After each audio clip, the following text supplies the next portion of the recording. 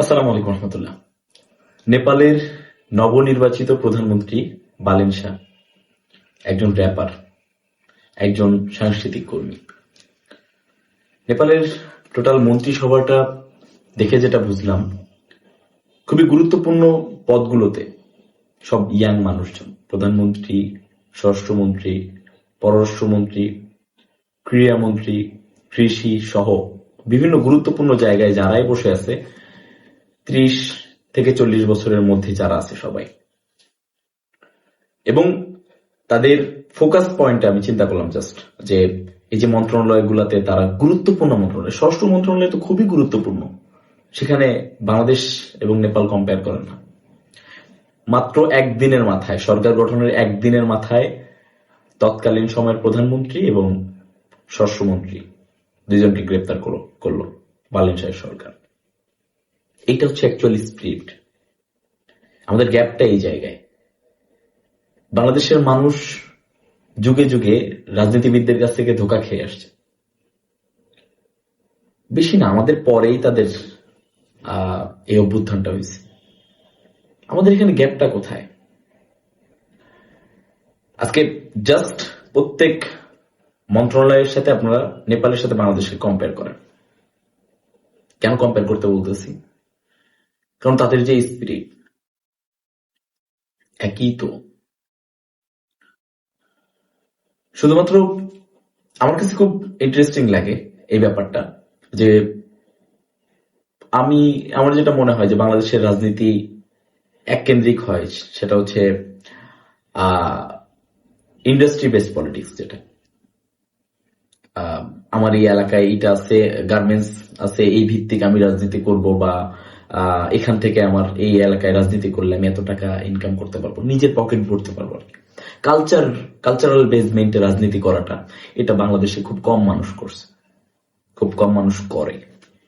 শহীদ শরীফ ওসমান হাদি বাংলাদেশের কালচারাল বেসমেন্টে রাজনীতি করতে চাইছে। আমাদের বাংলাদেশে খুব কমন দুইটা ব্যাপার হয়। একটা হচ্ছে যে নিজের এলাকায় পড়ে থেকে বছরের পর বছর ধরে রাজনীতি করতে করতে একটা সময় গিয়ে এমপি ইলেকশন করে। আরেকটা হচ্ছে নিজের এলাকায় তো আমি জায়গা পাবো না, ওকে আমি তাহলে শহরে, ঢাকা বা কোন একটা আসনে আমি জিতব। এই দুইটা কম্বাইন্ডে গিয়ে শহীদ শরীফ ওসমান হাদি যেটা করছে, আমার বরিশালের সংস্কৃতিটাকে উঠায় এনে ঢাকা এস্টাবলিশ করে তারপরে আমি রাজনীতি করব। এর আগে কাউকে দেখছেন ঢাকার মতো এলিট জায়গায় মুড়ি বাতাসের রাজনীতি করতে? এটা দেখেন নাই। এর আগে কাউকে ক্রাউড ফান্ডিং করে রাজনীতি করতে? আমরা বিশেষ করে ক্রাউড ফান্ডিং করে রাজনীতি করতে কি, রাজনীতিতে একটাই ইয়া ছিল, সেটা হচ্ছে যে মারো কাটো। এই বেসমেন্ট গুলো এস্টাবলিশ করছে সংস্কৃতিকে মূলে রেখে রাজনীতি করাটা শহীদ শরীফ ওসমান হাদি দেখা গেছে। আমি এটা বলতেছি না যে মানে বালেন শাহ একজন সাংস্কৃতিক কর্মী হিসেবে সে সেইখান থেকে, এটা আমার কাছে মনে হয়েছে যে একটা কালচারাল রিভলিউশনের একটা পার্ট। বালেন শাহের র্যাপ সং গুলো শুনেন, মিনিং গুলো বুঝেন। এবং সে ইলেক্টেড হয়ে যাওয়ার পরে একটা র্যাপ সং সে রিলিজ করছে তার ইলেকশন জার্নি এবং তার ওভারঅল ব্যাপারগুলো নিয়ে। এটাও দেখেন, দেখবেন যে অনেক কিছু শেখার আছে। সংস্কৃতি যে কত গুরুত্বপূর্ণ আমাদের জায়গা থেকে, আমার মনে হয় না 300 এমপি কে চ্যালেঞ্জ দিয়ে বলা যায় যে তারা কতটুকু মানে কালচারাল বেসমেন্টে থাকতে চায়। আমাদের বাংলাদেশের একটা খুব সাধারণ মানে সংস্কৃতি আছে আর কি, যে পকেট গরম হওয়ার সাথে সাথে নিজের আঞ্চলিকতা বা নিজের সংস্কৃতি ভুলে যাওয়ার একটা তুমুল প্রবণতা আছে। তো এই বেসমেন্টটা ঠিক রেখে রাজনীতি করাটা খুবই গুরুত্বপূর্ণ। আজকে জাস্ট এই কম্প্যারিজনটা আমি করলাম যে আমার নেপালের মন্ত্রী পরিষদের একটা জিনিস ভালো লাগছে, যে তারা ইয়াংদেরকে বিভিন্ন ক্রাইটেরিয়ায় তারা প্রথমে দেখছে ফেস, অভ্যুত্থানের ফেস, তারপরে সাংবাদিক, সাংস্কৃতিক কর্মী, অ্যাক্টিভিস্ট, সেখান থেকে তাদেরকে সিলেক্ট করছে। আরেকটা বিষয় হচ্ছে তারা মানে এই অভ্যুত্থানের পরে, বা বালেন শাহ কিন্তু এর আগে মেয়র ছিল, সো সে একজন সাংস্কৃতিক কর্মী থেকে মেয়র, তারপরে গিয়ে প্রধানমন্ত্রী, তার এই যাত্রাটা আমার মনে হয় যে আমাদের জেনারেশনের একটা কল্পনার জায়গা, যে আমরাও চাই সাংস্কৃতিকটাকে সাথে নিয়ে বেড়ে উঠতে। আমাদের পলিটিক্যাল কালচার বলেন বা কালচারাল বেসমেন্ট টোটালি মানে আমার মনে হয় যে ছিন্ন বিচ্ছিন্ন হয়ে বসে আছে। আমি এখন তাদেরকে খুব বেশি প্রশংসা করতে চাই না। বাংলাদেশ সরকারকেও যেমন ভালো কিছু করলে আমি প্রশংসা করতেছি, আবার খারাপ কিছু করলে সমালোচনা করি। নেপালের বেলায় একই হবে। এবং আমরা এখনো পর্যন্ত স্বপ্ন দেখি আমাদের অভ্যুত্থানের যেই ফেজগুলো আছে তারা একটা সময় গিয়ে প্রধানমন্ত্রী হবে। এবং বাংলাদেশের যেই পলিটিক্যাল পার্টিরা আছেন, আপনারা আপনাদের পলিটিক্যাল অর্গানাইজেশনের কালচারটাকে একটু চেঞ্জ করেন। আপনার দলে আমি একজন কর্মী হয়ে আমি যেন স্বপ্ন দেখতে পারি যে আমি প্রধানমন্ত্রী হব। আমি বিভিন্ন জায়গায় বলছি এবং এখনো বলতেছি, লীগ যারা করে এরা জীবনে প্রধানমন্ত্রী হওয়ার স্বপ্ন দেখতে পারে নাই। বিএনপি যারা করে, আপনারা কখনো প্রধানমন্ত্রী হওয়ার স্বপ্ন দেখতে পারছেন?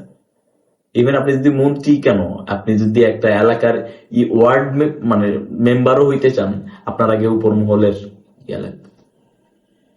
আপনি জনগণের উপর আস্থা রাখতে পারতেছেন না, আপনার নেতা আপনাকে পার করে নিয়ে যাবে। এই যে সিলেকশন, এই যে অটো পাস, এটা আলটিমেট কোনো স্যাটিসফ্যাকশন নাই।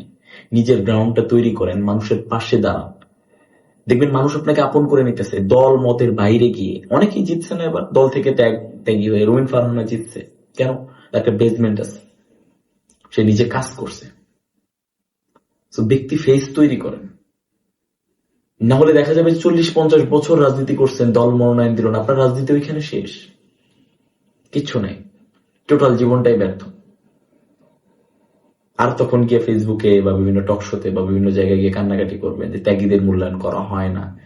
এই দুনিয়ায় ত্যাগীদের মূল্যায়ন করে নাই। ত্যাগীদের কি মূল্যায়ন করে? ত্যাগীদের সবার আগে ছুড়ে ফেলে দেওয়া হয়, কারণ ওই ত্যাগী ও যদি বেঁচে থাকে, ও মানে নেতৃত্ব পর্যায়ে যে থাকবে তাকে টপকায় যাওয়ার সম্ভাবনা থাকে। তো ত্যাগীদের সবার আগে ফেলে দেওয়া হয়। এই ব্যাপারগুলো আপনারা পর্যালোচনা করেন। সো আবারও নেপালের নবগঠিত সরকারের জন্য শুভকামনা। বাংলাদেশ সরকারের 1 মাসের বেশি হয়ে গেছে, আমি জানি না এখনো শুভকামনা জানাইতে পারবো কিনা। সড়ক দুর্ঘটনার যে অবস্থা, মেডিকেলের যে অবস্থা, রাজশাহী মেডিকেলের নিউজগুলো আমি জানি না আপনাদের কাছে গেছে কিনা। এক একদিন 12-13 জন করে শিশু মারা যাচ্ছে আইসিইউর অভাবে। আজকে স্বাস্থ্যমন্ত্রী একটা স্টেটমেন্ট দিল যে সেখানকার যিনি প্রধান এখনো পর্যন্ত এই ব্যাপারটা তাকে জানানোর প্রয়োজন মনে করেনি। তো এই অবস্থায় আমি জানি না সরকারকে কতটুকু ধন্যবাদ দিতে পারবো, স্বরাষ্ট্র মন্ত্রণালয়কে কতটুকু ধন্যবাদ দিতে পারবো, সড়ক পরিবহন মন্ত্রণালয়কে কতটুকু ধন্যবাদ দিতে পারবো। সমালোচনা জারি থাকবে। তো আজকে এই পর্যন্ত, সকলকে আবারও ধন্যবাদ জানাচ্ছি। আসসালামু আলাইকুম রহমতুল্লাহ।